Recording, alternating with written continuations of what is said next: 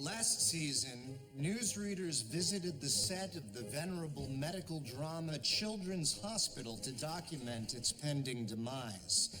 And our cameras were there as it was saved in the last minute of its final hour.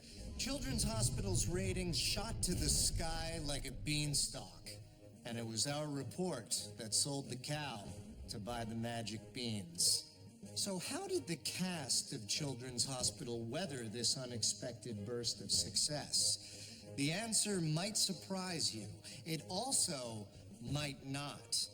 And later in the program, gray whales, more like gay whales. All that and Andy Kaufman tonight on Newsreaders.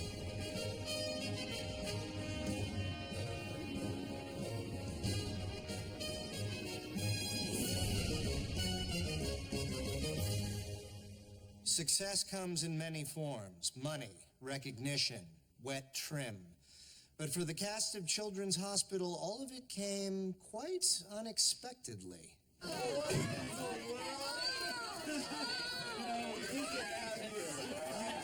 Nice surprise. So very nice of you. With their success came power, and they could have whatever they wanted. Each of you is getting your own spinoff.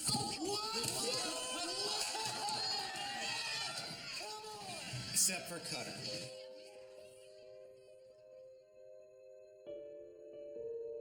I was surprised and upset that everyone else got a spin-off except for me.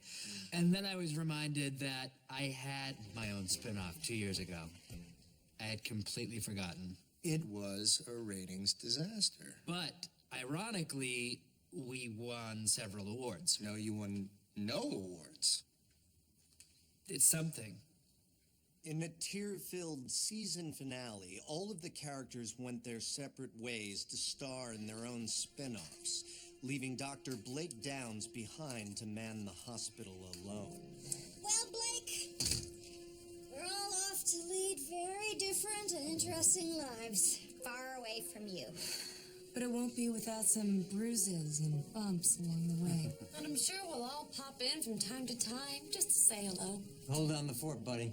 And remember to feed the dog. We have a dog? We have a dog. Valerie.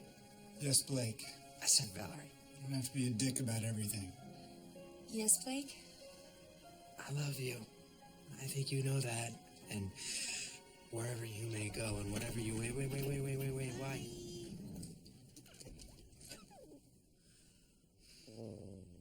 In the first show to spin off Children's Hospital, Dixie Peters' character, Cat Black, gained the ability to communicate with ghosts and diagnose what killed them. It wasn't endometrial cancer after all. Your husband tells me it was pancreatic cancer that killed him. Thank you, Doctor. You're welcome. So, how do we cure him and bring him back? I'm sorry, do what now? This show does something that no show on TV does. I mean, other than, like, Medium and The Ghost Whisperer. Right. So it's kind of like those shows. Jennifer Love Hewitt is a dear friend of mine. I said to her one day, I was like, listen, Jennifer Love. I said, can I do this show? She looked at me and she said, no.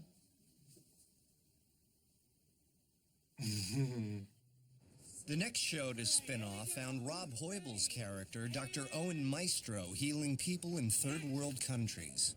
Okay, team, listen up. We're not going anywhere today. It was called Doctors with Borders. We're not going anywhere outside of this very specific zone. It's too dangerous. I need more maps. Stat! More maps! Doctors with Borders. It's a show that presupposes that not all doctors are heroic, and not all people can be helped. It's about saving the most important life of all, your own. Hoible's show is cute. But I wanted my show to go deeper. You know, I want for 1 hour a week people to step out of their dreary and humdrum lives and enter the exciting and exotic world of the mole people. Another severed arm. You mole people, you have got to stop sleeping on the subway tracks. The tracks are where it's warm. Get a dog. We just eat a dog. Well, then get a blanket. Are you kidding? Blankets are delicious. So describe your spinoff in a nutshell.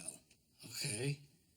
Dr. Glenn Ritchie is reunited with his twin brother Gary, and then we find out that our father has another set of twins, and they exist completely in an alternate reality, and they're extremely fat, but we never see them eat anything, and this is important. This is important. This is a clue. Hey, how you doing today? Good, good. I still got that shoulder thing. Yeah, you really pulled it, didn't you? Yeah. Yeah, it still hurts. That show doesn't look like what you described at all. Well, you're just not watching it right. In Locked In Doctrine, we discover that the chief's condition has deteriorated. S-T-A. S-T-A-T. S-T-A-T. Stat, got it. But she still retained her trademark wit. In 9 Lives, a judge orders Fred Nunley's character, Cy Middleman, to adopt 9 children whose parents he helped commit assisted suicide.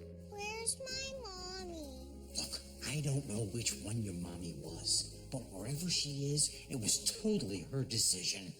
I hate children. Here I am playing with 9. So I asked the producers to shoot me alone and then put the kids in later digitally. Because when I'm around the kids, I just get nauseous. Valerie Flame, played by Ingrid Hagerstown, found herself working in an identical children's hospital in her native Sweden, where the laughs never stop. Väldigt mörk sex I en riktig kall dusch.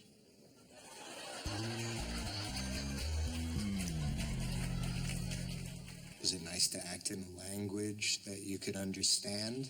Ja, det var helt otroligt. Jag menar, Yes, äntligen absolutely. kunde förstå vad I han loved sa it. och jag var It inte was so förvirrad freeing. och- You're gorgeous. You know that?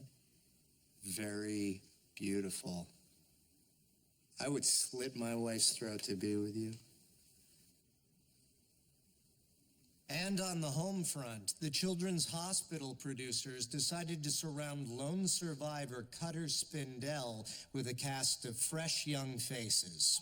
Okay, I need answers, people. Maybe we should treat him for metabolic acidosis.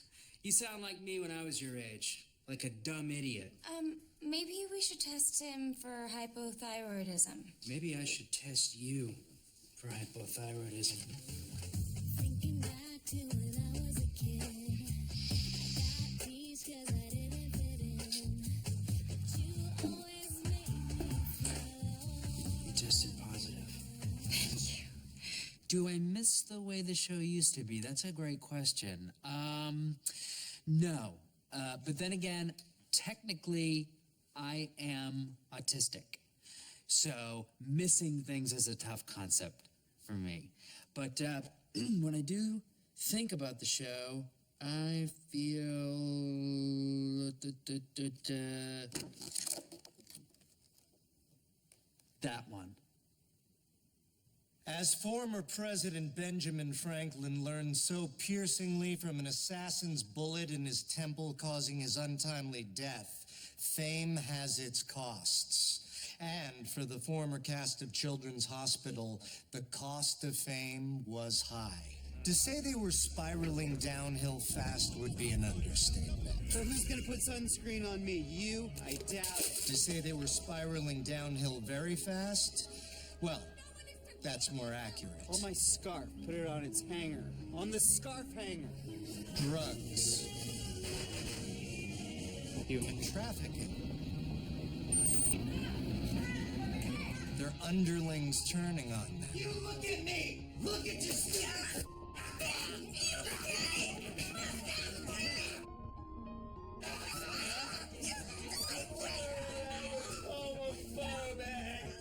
And beavers.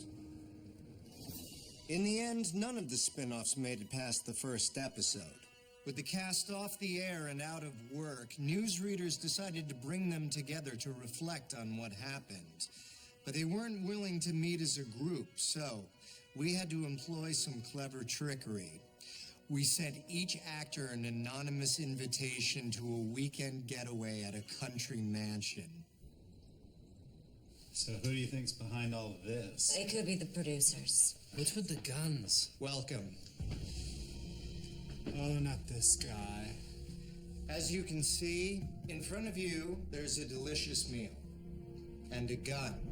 We've given you a choice. You can either eat the food and, for the first time in years, enjoy each other's company, or you can take up the gun and shoot the person.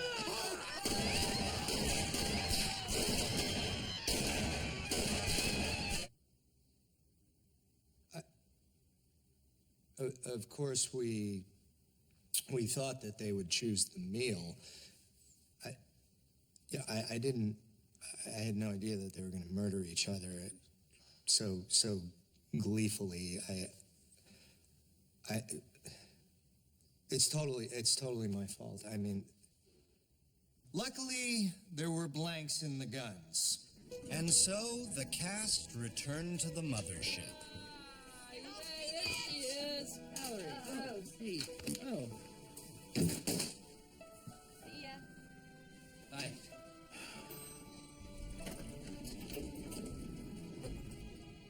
You're my only friend, Cornelius. Next week, from private practice to private life, more of my conversation with Kate Walsh. And manatees. Man, what a tease. I'm Louis LaFonda, and this is Newsreaders.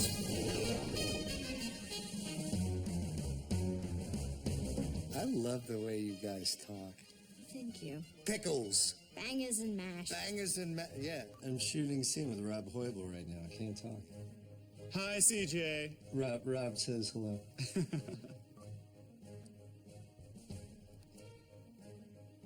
And there's a minesweeper